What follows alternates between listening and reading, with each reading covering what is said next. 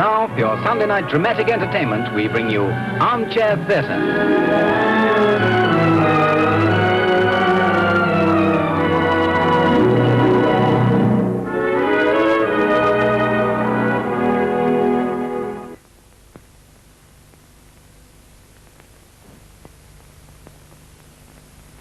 All persons who have anything to do before my Lady the Queen's Justices of Hire and Termina and General Jail Delivery for the jurisdiction of the Central Criminal Court, draw near and give your attention. God save the Queen.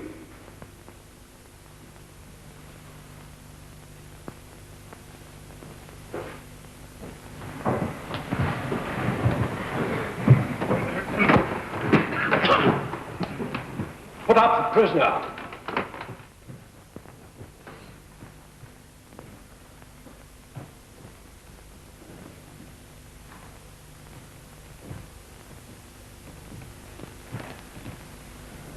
You're James Cahoon Fancy, a practitioner of medicine, resident at 327 Harpole Street in the County of London? I am. James Cahoon Fancy, you are charged for that you, on the 13th day of January 1966 in the County of London, did unlawfully kill or cause to be killed Ernest John Deetweiler Spratt. Do you plead guilty or not guilty? Not guilty.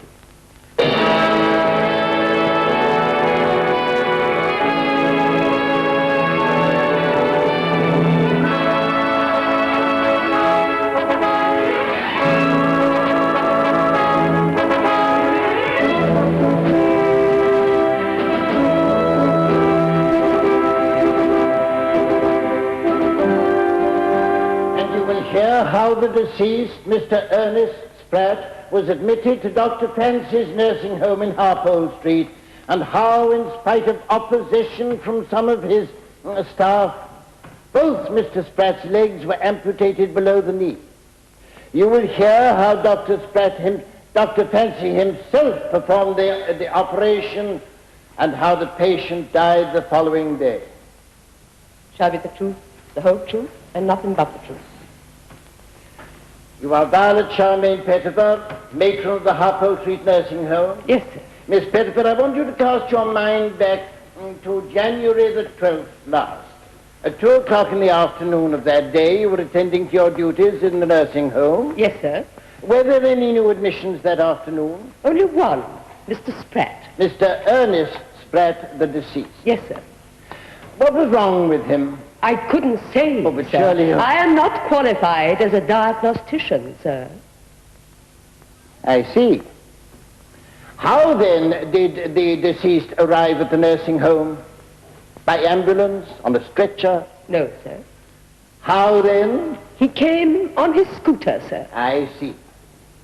So did we deduce from the fact that the deceased arrived on his scooter that he was not too incapacitated physically? I couldn't say, sir. Very well, Miss Pettifer. Let us stick to the physiological facts, since these you are presumably qualified to judge. You took his temperature? Yes, sir. And? It was normal. Thank you. His pulse? Normal. I see. So, as far as you could judge, Mr. Spratt was in no great pain or physical discomfort. Well...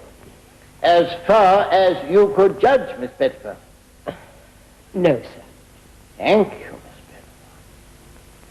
What, then, was entered on the patient's notes under the heading of diagnosis?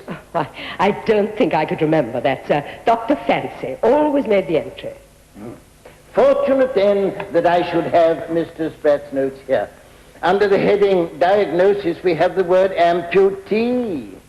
Well, would this be correct, Miss Pettifer? Oh, very likely. Very likely, but is amputee a disease?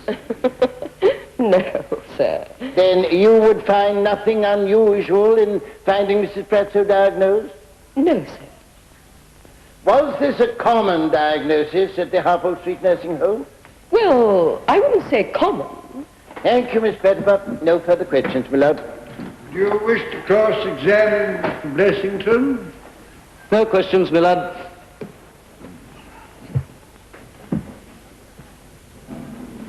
Dr. Harmon, on the afternoon in question, you examined the deceased Mr. Spratt at the Harpo Street nursing home. Yes. Will you tell us what you found wrong with him? What was your diagnosis?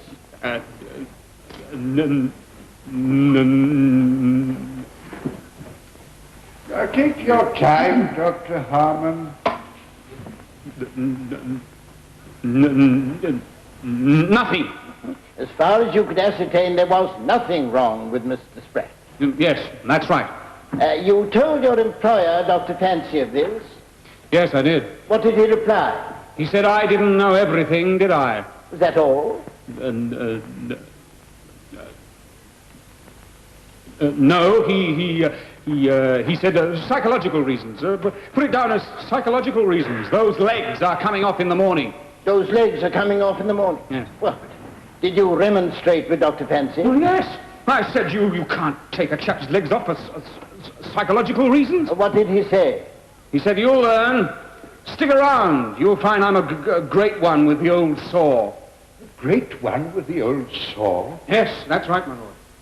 So what did you do? Well, I tried to get him to see Mr. Spratt. You tried? Well, Miss Pettifor, the matron, refused me access to Mr. Spratt's room. I see. So what did you do then? Well,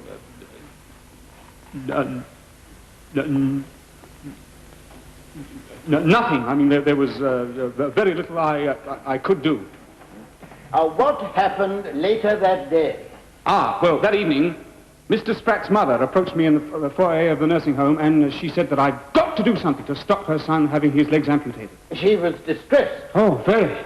Well, I told her that there was nothing that I could do. Her son was 33, well over the age of consent, and he'd already signed the consent form for the operation. Yes, I see. Now, did she hazard an opinion as to how this state of affairs had come about? No, she was very incoherent. All she kept saying was that it was some fad that he'd got hold of. To have his legs amputated? Yes. What did Mrs. Spratt do then? Well, I advised her to see Dr. Fancy.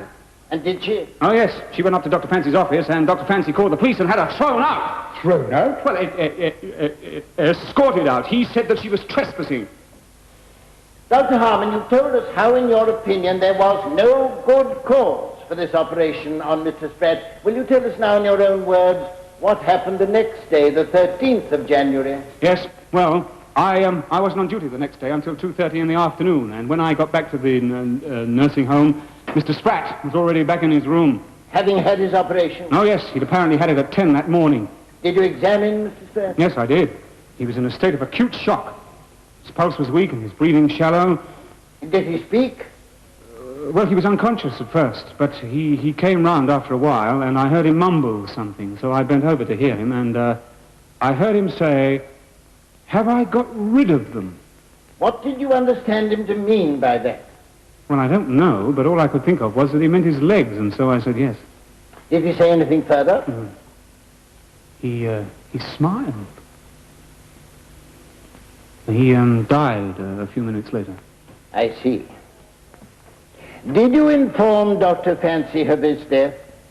Yes, I did. What did he say? He said, well, that's showbiz. That's showbiz? What did he mean by that? It's a vernacular phrase, my lad, expressing resignation in the face of an all-powerful fate. Indeed.